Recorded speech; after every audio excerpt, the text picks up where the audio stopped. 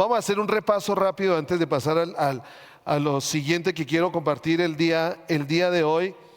Vamos a hacer un repaso de lo que hemos hablado en este sentido, comprendiendo que Dios no trabaja solo.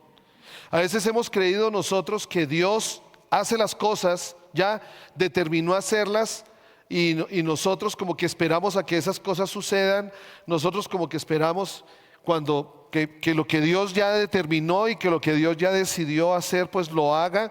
Y vamos a ver, a veces parecería que como que esto sería como un tiro al aire, como una jugada de azar. Ay, esperemos que lo que Dios ya determinó, pues para mí sea algo bueno, me vaya bien. Y a veces como que creemos que el poder ver o el poder conectarnos con lo que Dios está haciendo, con lo que Dios está obrando, es algo como tan al azar, como que bueno, venga a ver, me voy, me monto en la ola y a ver hacia dónde Dios me lleva, y si me va bien, pues bueno. Pero lo que debo comprender es que Dios no trabaja. Dios no trabaja solo. ¿Dónde nace la oración? ¿Dónde nace la oración?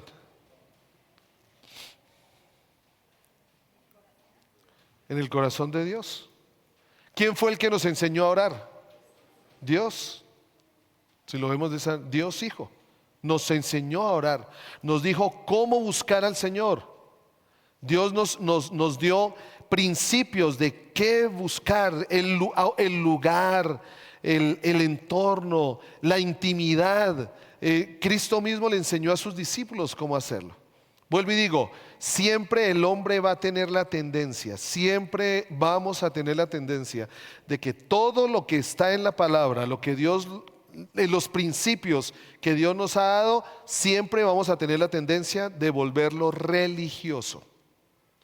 Y ojo, porque en lo religioso no hay vida.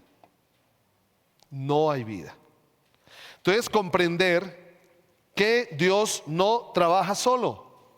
Dios no trabaja solo. Tocamos el pasaje de Santiago 5, versículo 16. ¿Sí? Palabra de Dios para todos dice: por eso confiesen sus pecados unos a otros y luego oren unos por otros. Hagan eso. ¿Para qué? Hay un resultado de hacerlo. Si ustedes se han dado cuenta, hay muchos para qué en la Biblia, y la Biblia nos da las respuestas de lo que Dios nos dice que debemos hacer. Y luego oren unos por otros. Hagan eso para que Dios los sane. Ahora dice, ¿alguien está golpeando la puerta? ¿Le abren, por favor? La oración. Y miren lo que dice aquí, por eso me gustó mucho esta versión. La oración de quien está bien con Dios es poderosa y efectiva. La oración de quien está bien con Dios.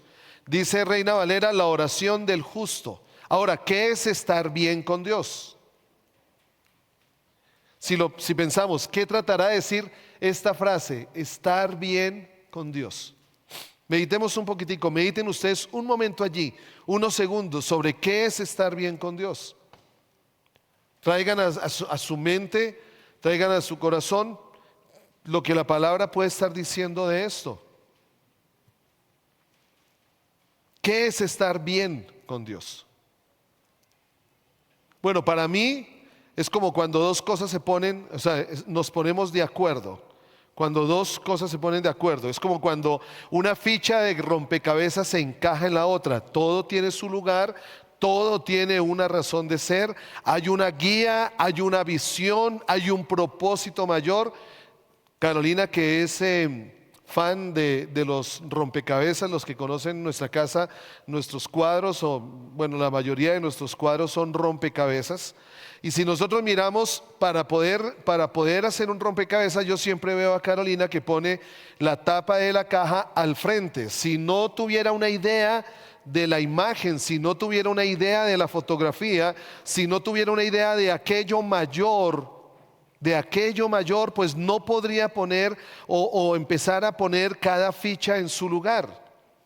Y esta es la vida con Dios. Dios nos ha dado un propósito mayor. Hay una visión mayor, hay una visión general en la que nosotros sencillamente mirando esa visión general podemos empezar a poner nuestras fichas en el lugar donde deben estar, donde fue diseñado por Dios, donde fue establecido por Dios. ¿Qué es estar bien con Dios? Pues es caminar conforme a su voluntad, es obedecer sus principios. ¿Qué es estar bien con Dios? Pues que lo que Dios dijo que hiciéramos, hacerlo, como Dios quiere que pensemos, pensarlo, como Dios quiere que actuemos, actuar. Es estar, es alinearnos con Él, es encajar en su diseño, es encajar en su propósito. Y Santiago declara que la oración de quien está bien con Dios, por eso Jesús nos enseñó a orar. La oración del Padre Nuestro tiene una razón de ser. No es una oración retórica, no es orar por orar. Cada parte tiene una razón de ser allí. Y una de las frases que dice es que cuando nosotros entremos en nuestro cuarto, entremos en el secreto y oremos en ese secreto, en ese lugar secreto, lo que pasa allí en lo secreto será ¿qué? Manifestado en lo público. ¿Cuántas cosas nos suceden a nosotros en lo público? ¿Cuántas veces cuántas cosas nos suceden a nosotros afuera? ¿Cuántas cosas son las que otros ven en nosotros? Bueno, esa es la realidad de lo secreto. Esa es la realidad de lo secreto. Alguien dijo, tú eres lo que conecto las palabras. Quien verdaderamente eres tú es lo que eres en lo secreto, donde nadie nos ve. Eso somos nosotros verdaderamente. Pero a la final, lo bueno o lo malo se va a manifestar en público. Se va a manifestar en público. Entonces, la oración de quien está bien con Dios es poderosa y efectiva. Y en ese secreto, el Señor Jesús nos enseñó a declarar que se haga su voluntad. ¿En dónde? Aquí, como lo es en el cielo. Eso es estar bien con Dios. ¿Por qué todo lo que Jesús oró fue respondido? ¿Por qué cada oración de Cristo fue respondida? Alguien podría decir, pero es que era el Hijo de Dios. Más que ser el Hijo de Dios, yo creo que toda oración de Jesús fue respondida porque Jesús vino a caminar en la voluntad de Dios aquí en la tierra. Y cuando nosotros caminamos en su voluntad, téngalo por seguro que Dios va a querer responder. Va a querer responder. Entonces Santiago 5, 1 al 16 nos declara esto. Y dejó de funcionar.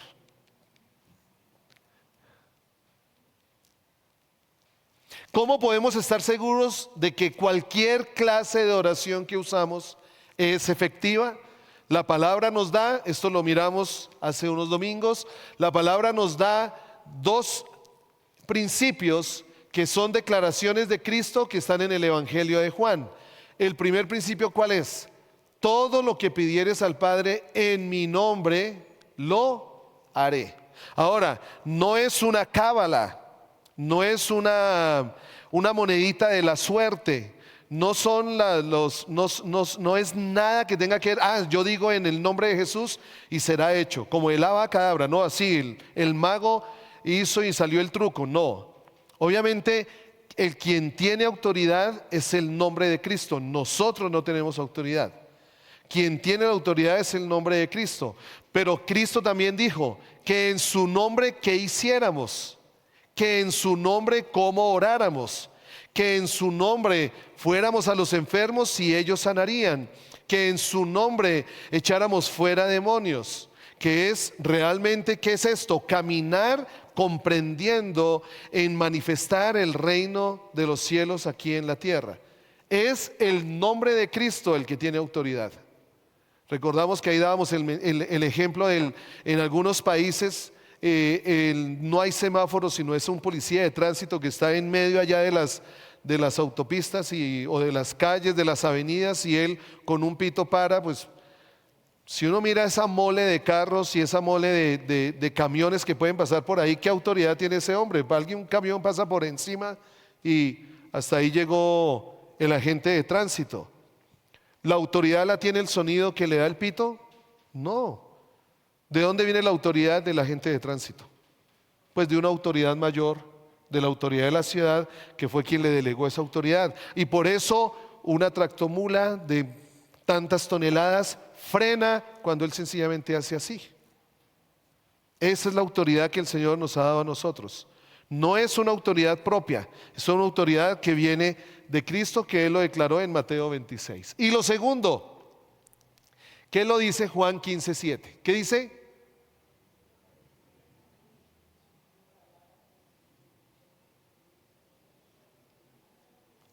Ok. Aquí podemos encontrar la razón por qué de pronto algunas oraciones no han sido respondidas. O también podemos encontrar la razón por qué algunas oraciones sí han sido respondidas.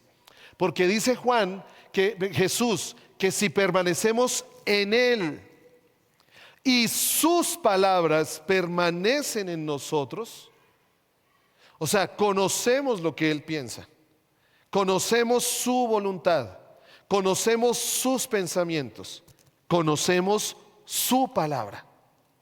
Si no conocemos su palabra, ¿cómo podemos pedir algo conforme a su palabra? Si no conocemos su palabra, ¿cómo podemos permanecer en Él? Solo conociéndole a Él y permaneciendo, porque no solo habla de que conozcamos la palabra de Dios. Yo he visto algunos documentales en Discovery donde realmente allá hay muchos científicos y muchos estudiosos de la numerología bíblica que conocen más Biblia que uno. La conocen, pero no permanecen en ella, porque no solo es conocer su palabra. ¿Qué es permanecer en ella? Jesús mismo lo dijo. Jesús mismo lo dijo cuando está la parábola de las dos casas. ¿Cómo se construye o cómo fue construida la casa sobre la arena? ¿Qué pasa con la casa sobre la arena y qué pasa con la casa sobre la roca? ¿Cuál fue la diferencia entre las dos construcciones? Dice que aquella casa que está construida sobre la roca es semejante a aquel que escucha, hace conforme a lo que está en su palabra. No solo escucha su palabra, sino hace conforme a lo que está en ella. Y allí es donde nosotros podemos ver que por eso Jesús sería irresponsable. Nosotros como padres seríamos irresponsables si todo lo que nuestros hijos pidieran se los diéramos.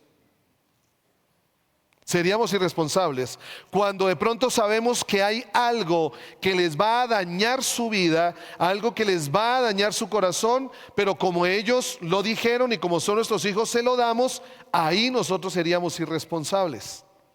Dios es un Dios responsable, es un Padre responsable.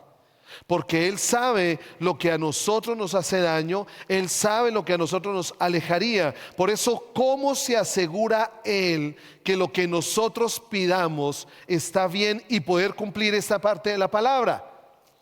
Pedir todo lo que pedir todo lo que nosotros, imagínense, Cristo diciendo, pidan todo lo que quieran. Piensen en un momentico, ¿qué les gustaría? Ya algunos se vieron por ahí en una playa paradisiaca, ya algunos otros pensaron en un V6 turbo, cilindros, ya algunos otros pensaron en cuántas hectáreas de tierra, algunos dijeron cuántas cabezas de ganado, bueno, ¿o no?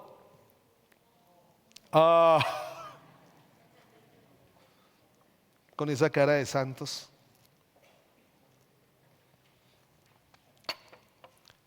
Entonces, pidan todo lo que quieran,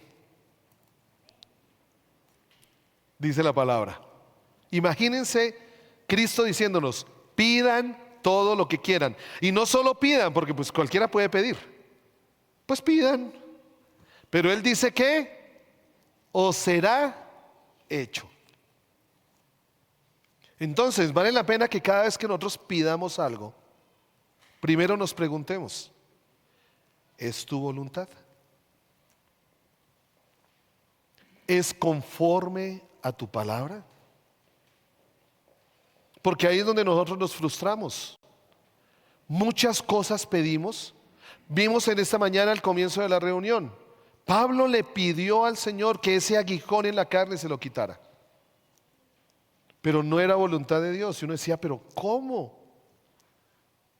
Allí en medio de la situación que Pablo vivía, que pues nadie puede creer cómo así que el Señor, no sabemos si era algo de salud, no sabemos si era algo emocional, no sabemos cuál era la situación que atormentaba a Pablo, que se lo pidió muchas veces al Señor que se lo quitara y el Señor le dijo, bástate mi gracia. ¿Cómo así? Pablo, para mí Pablo es el Iron Man de la Biblia. Bueno, Jesús es, saquemos a Jesús de la ecuación.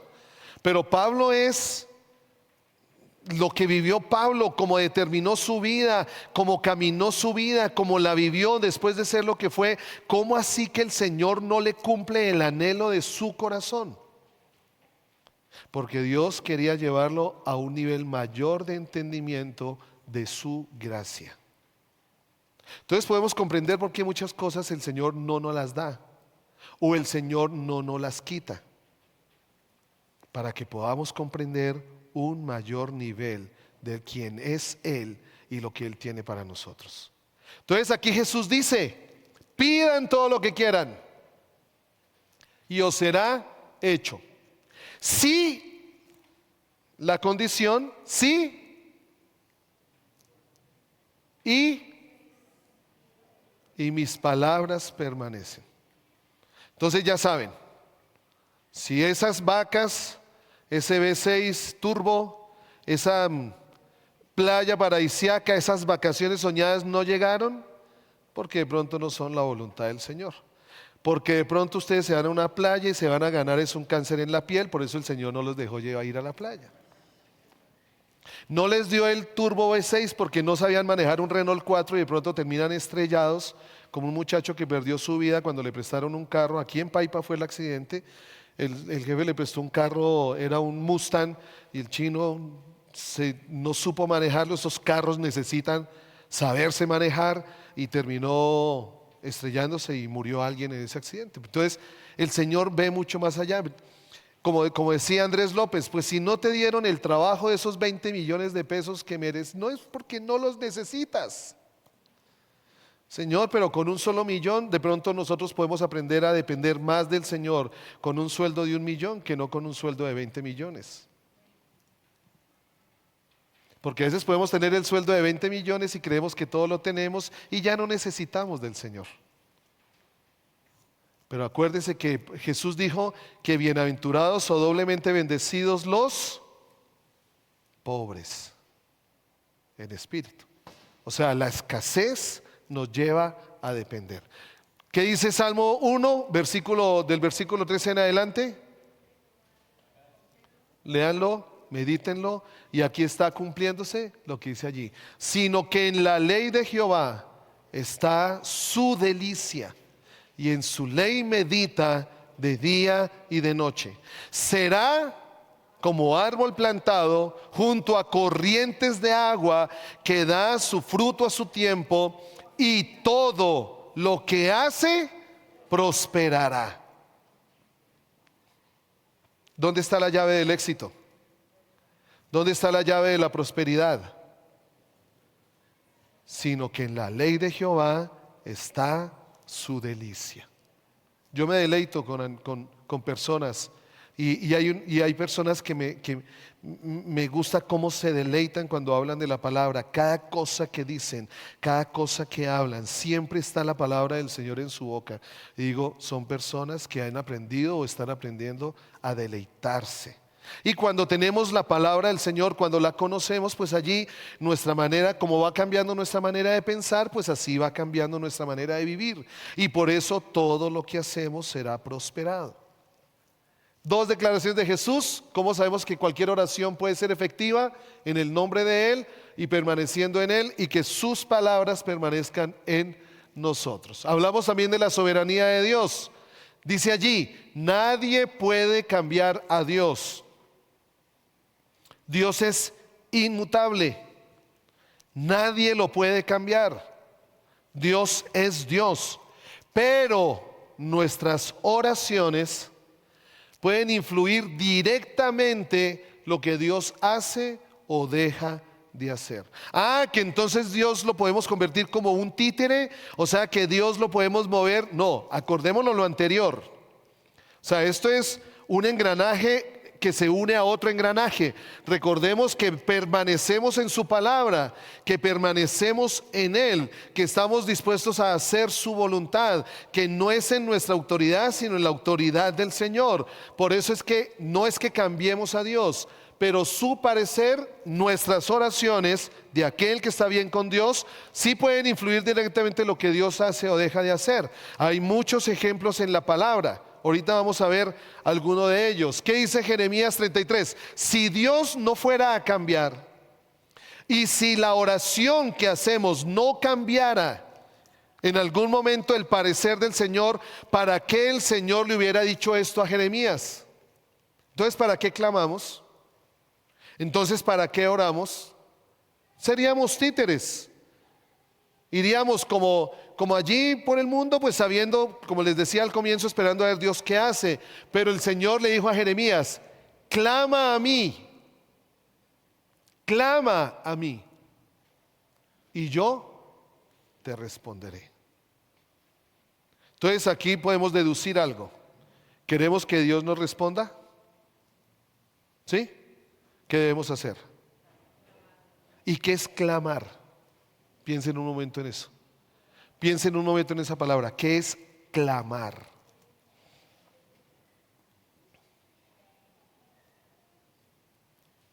¿Qué es clamar? Busquen por allá en Wikipedia, ahorita no. Busquen. ¿Qué es clamar al Señor? ¿Qué es un clamor?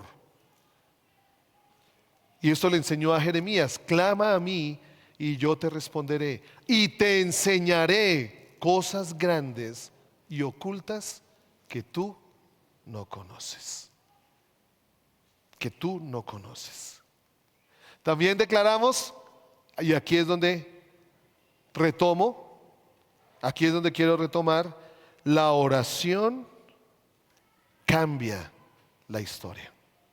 Y permítanme compartirles algo. Carolina decía,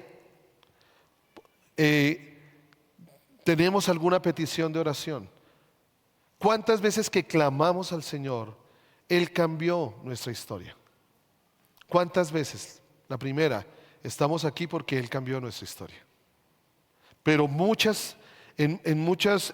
muchas experiencias de hombres y mujeres de Dios que clamaron a Él, que le buscaron conforme a su voluntad, y aún historia de naciones, la historia de naciones fueron cambiadas. Y quiero leerles algo literal. Murieron 48,000 hombres en 3 sangrientos días de julio de 1863 en Gettysburg, Pensilvania.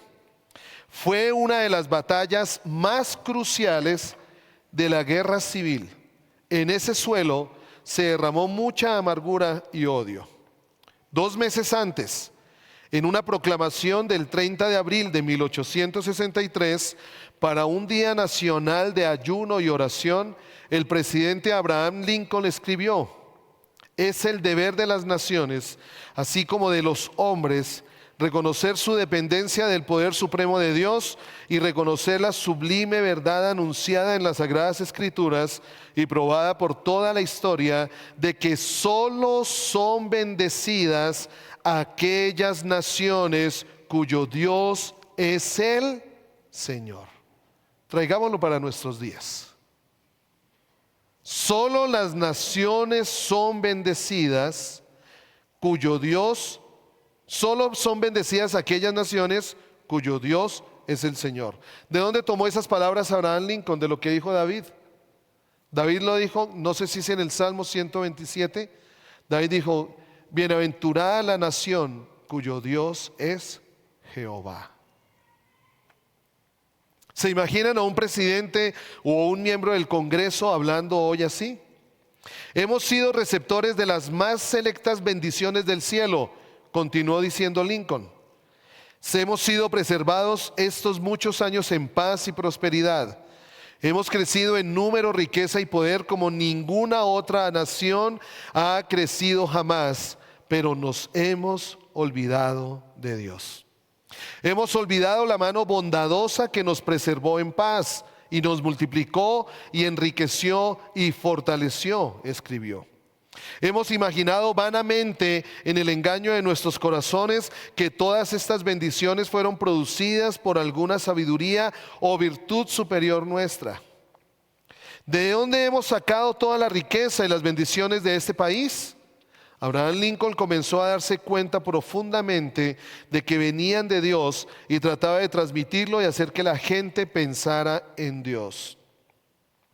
En nuestro libro Estados Unidos y Gran Bretaña en profecía, Estados Unidos tiene tales bendiciones comparables debido a otro Abraham que fue obediente a Dios. Esas bendiciones son el resultado de la obediencia. Lincoln dijo: necesitamos humillarnos ante Él y orar por su misericordia, orar para que se nos evite un mayor castigo, aunque sea merecidamente justo. Por lo tanto, pudiéramos comprender esto. Miren lo que dijo Abraham Lincoln: por lo tanto, yo, presidente de los Estados Unidos, designo el último jueves de septiembre próximo como día de humillación, oración y ayuno para todo el pueblo. Díganme si una nación así no va a ser bendecida. Y los arrogantes se burlan de Estados Unidos. Lo único que el Señor ha hecho con Estados Unidos es ser justo. Aquí ya muchos me van a tratar de fascista. El fascismo norteamericano. Perdónenme los de Venezuela. ¿Cómo, perdón?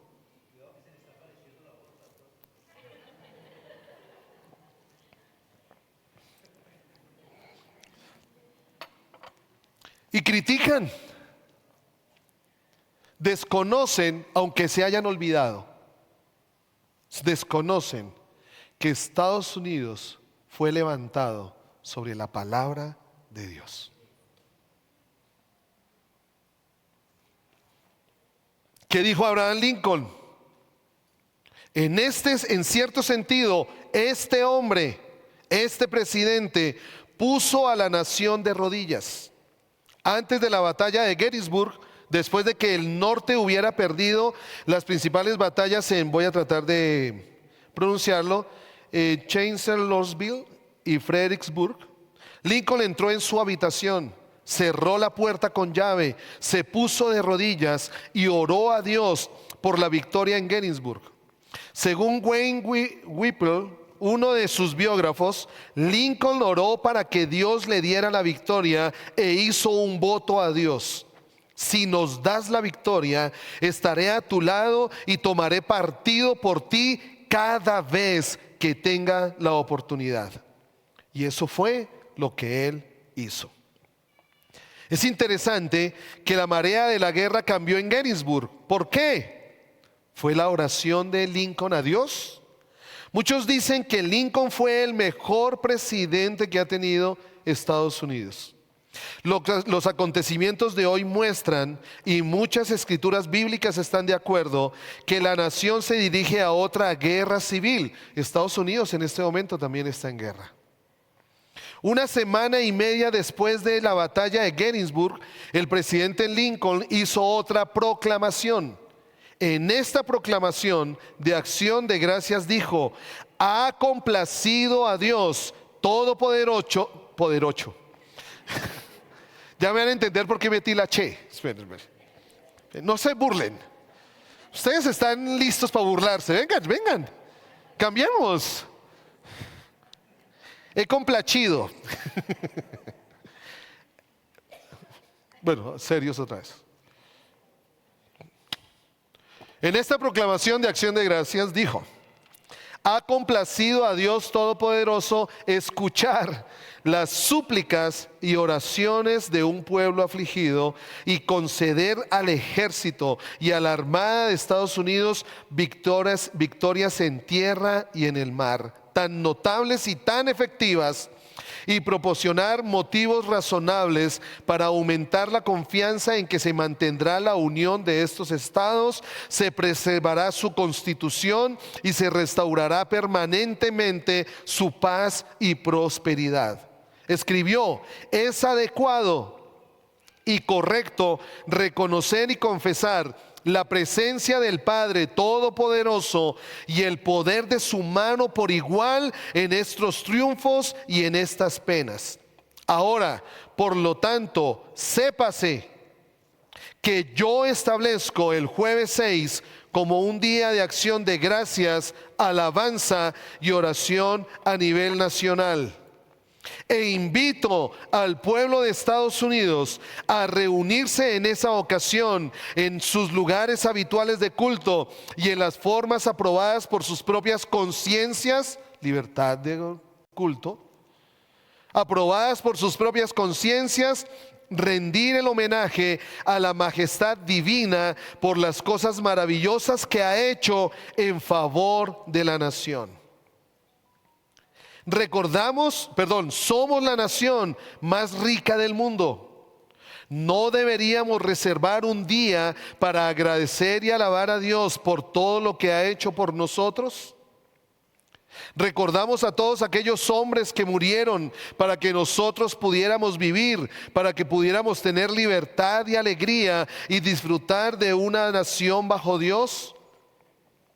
Cuando la guerra comenzaba a cambiar en octubre de 1864, el presidente Lincoln hizo otra proclamación oficial asegurando que tuvieran un día de acción de gracias. Escribió: recomiendo además a mis conciudadanos mencionados que en esa ocasión se humillen reverentemente en el polvo y desde allí ofrezcan oraciones y súplicas penitentes y fervientes al gran disponente de los acontecimientos para que vuelvan las inestimables bendiciones de la paz, la unión y la armonía en toda la tierra que le ha complacido a asignar como morada para nosotros y para nuestra posteridad por todas las generaciones.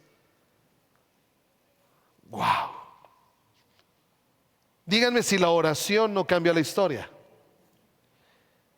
Whipple escribió que después de que el general Robert E. Lee se rindiera en Appomattox, el presidente Lincoln reunió a su gabinete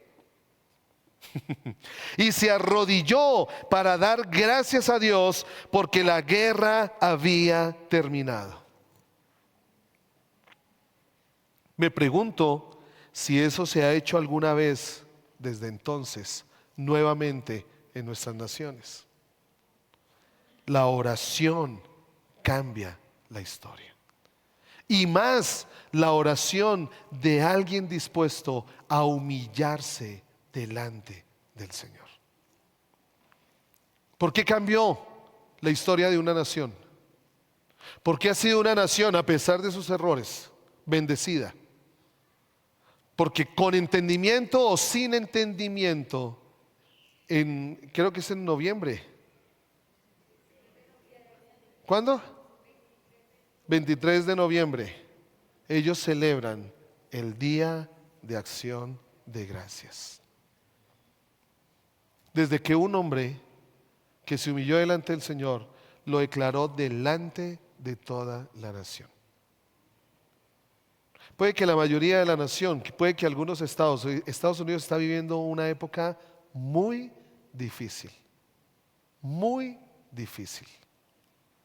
Estados donde ahora han dado completa libertad para que niños después de los 8 años puedan decidir su género. Hay estados que se están haciendo la pelea porque la que se declaró y por los principios que establecieron la Constitución de los Estados Unidos no se pierda. Están dando la pelea para que las bases en las que creció como nación, en las que floreció como nación, no se pierdan. Esto es más que política. Esto es mucho más que eso. Yo creo que cada uno de nosotros como nación estamos esperando que haya alguno que se levante a proclamar en la nación que Dios es el Dios de Colombia. Estamos esperando. Sí, estamos esperando. Mal. Porque somos nosotros los que podríamos humillarnos delante del Señor y declarar que esta nación y que nuestras naciones son del Señor. Cuando un corazón humilde, contrito y humillado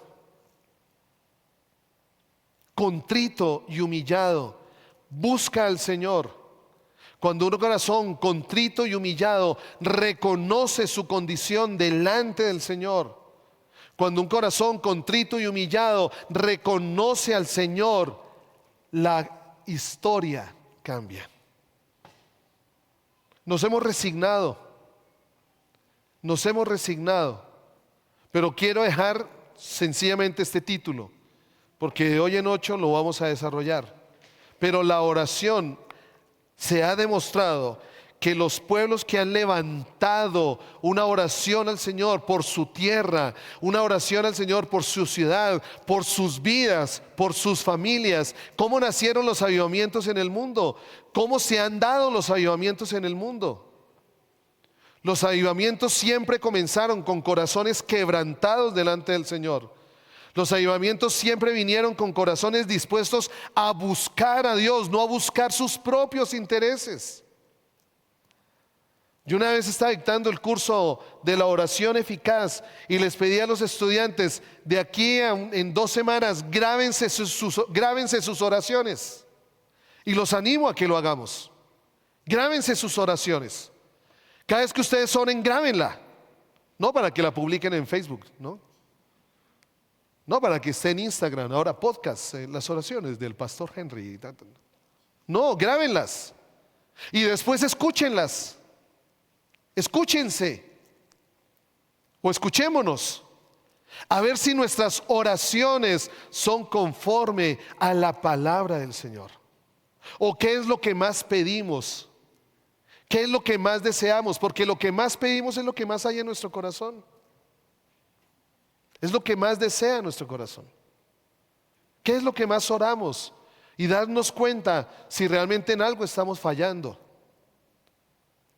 Pero la palabra es muy clara: un corazón contrito y humillado, el Señor no desprecia. El Señor no desprecia. Yo sé que cada uno de nosotros queremos que cosas cambien en nuestro corazón, en nuestra vida, que cosas cambien en nuestra familia. De pronto necesitamos que cosas cambien en nuestra ciudad, que cosas cambien en nuestra nación, que cosas cambien en las naciones de la tierra. Pero solo un corazón contrito y humillado el Señor no desprecia. ¿Dónde cambió? Cuando leí yo esto de Abraham Lincoln. ¿Por qué cambió una nación? Porque la cabeza de esa nación se humilló delante del Señor.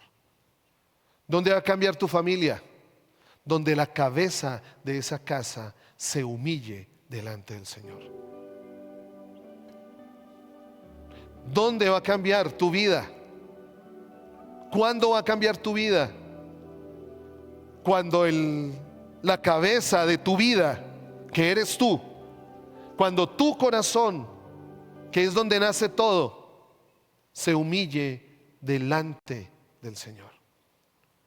¿Cuándo va a cambiar la ciudad?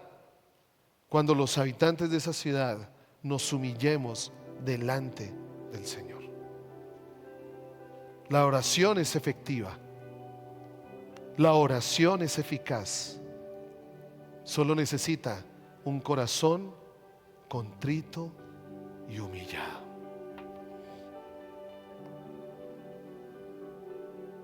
Estemos un momento, un momento.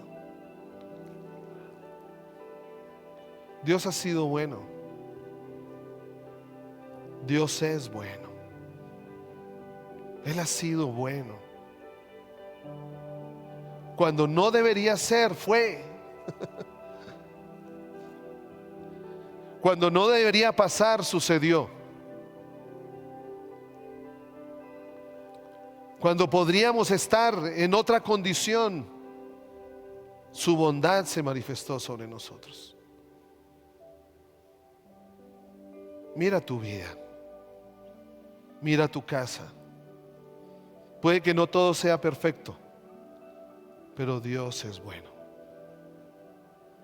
Dios es bueno. Pero Dios quiere hacer algo más. Dios quiere hacer algo más.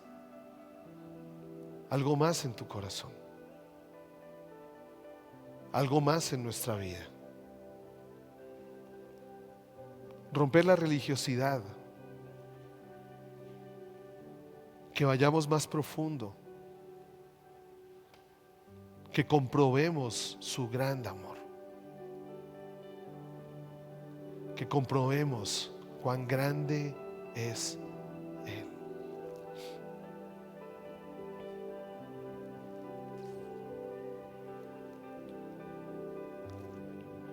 Ten un momento allí con Él, un momento.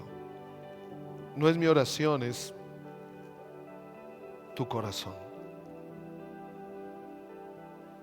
¿Qué le pedirías hoy? ¿Qué le pedirías hoy? ¿Sabes lo que Él anhela? Sabemos lo que Él desea. ¿Qué le pediríamos hoy? Él conoce tus necesidades. Él conoce tus luchas. Él conoce tus debilidades. Él conoce aquella circunstancia. Él conoce aquel motivo. Él conoce la razón. Un corazón contrito y humillado, Él no desprecia.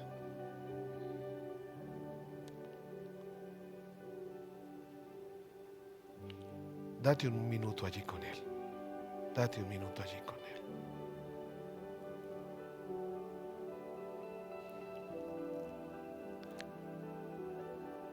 Pon tu situación, pon tu lucha, tu debilidad. Para Él no es sorpresa. Humíllate.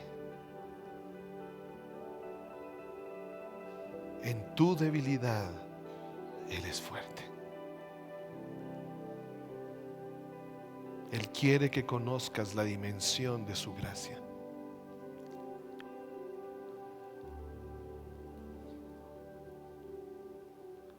Un momento allí en el secreto de tu corazón. Estemos un momento allí.